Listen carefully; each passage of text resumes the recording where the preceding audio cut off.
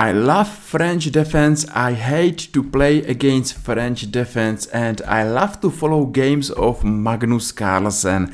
Magnus Carlsen is playing with white pieces. On the board we have the French defense, and with black pieces is playing a Richard Rapport main variation. What is not such exciting because the theory is sometimes too boring, too long, but what is going to be interesting is this position. You know, white's plan is to push his pawns to f4 and g4, maybe f5, and of course to think how to activate it, his bad dark squares bishop. Why this bishop is bad? Because white's pawns are blocked in the center on the dark squares, and these pawns are going to block this bishop. But believe me, black has his own difficulties. For example, when and how to play long castle and how to activate it, say improve his bad light squares bishop. So Magnus played bishop h5, and this is a good move because bishop is placed on active square, preventing black from castling queenside. And of course it's important to see that after this move knight has chance to go to e2, and it's important to go there because this knight has to defend pawn on c3. Of course black is going to play one day move g6, h5, and here knight f5. It's a question if long castle it's not a better move, but believe me that here is a bishop g5 and dark squares are weak and they are target for white. So what's happened here? Knight f5, and Magnus played sharp and double-edged move g4, exchange and exchange on f5. Yes, what do you think about this position?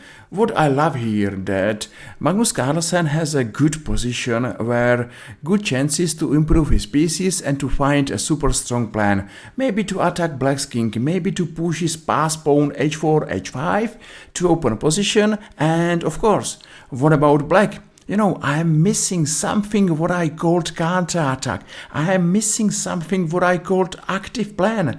I believe that this position is difficult because at least Magnus Carlsen is a genius, and if nothing, it's important to be active. So bishop g5, good, and king d2. Yes, I love this position. White's king is on a d2, and now it's up to Magnus if he's going to strike against black's king or is going to be active on opposite side of the board. Still, I'm waiting somehow how black is going to play this position. So he played rook h8, finally first active move, and queen f3, bishop f6, beautiful bishop. Do remember when I told you that this bishop is bad, is passive, is a block, is a problem for white? Now this is the best white's piece and the great piece, and everything changed because even white was able to improve his bishop. What about black's light squares bishop? Yes, he's still terrible, he's still passive. And what about black's king, black's queen, black's rook, black's knight, black's pawns? Nothing great is there. So rook h6 and h4, okay, knight e6, knight and h5.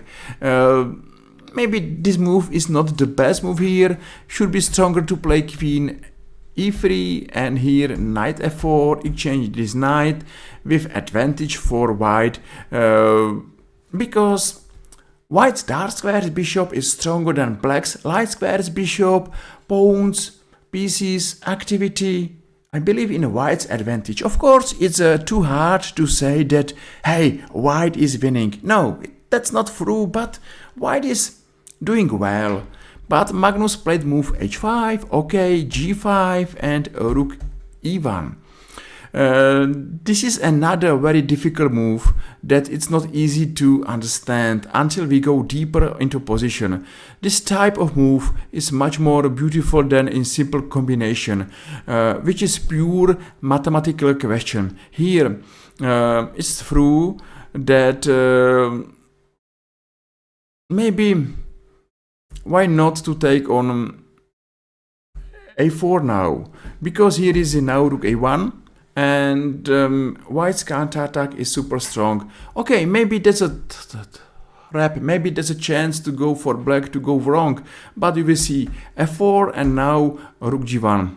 So let's come back. What's happened? Once to e1 and a second time to g1. Now rook g8 and knight f4. So Richard Rapport is doing, I think, badly. He is not in a good shape of this position, and I don't know what's happened, where he went wrong when he played a blunder. But Magnus Carlsen is doing well. Now rook f6, knight f4, queen f4 is a variation, and say maybe check, take, check, and here with easy win. Since the king is too exposed and the white has two dangerous pass pawns. That's clear that this position is good for white. So what's happened? Now rook f6 and here exchange on f6, knight f4 and h6. I was surprised by this move since I expected Carlsen to take on f4. So let's see this variation. Take on f4, check here, and now maybe rook f8 or g7 is good. Still, I don't believe that white it's not winning here, because it's hard to stop this pass pawn. Even after a few more moves, maybe bishop f5, check on f7, and now rook c1. You know, two pass pawns.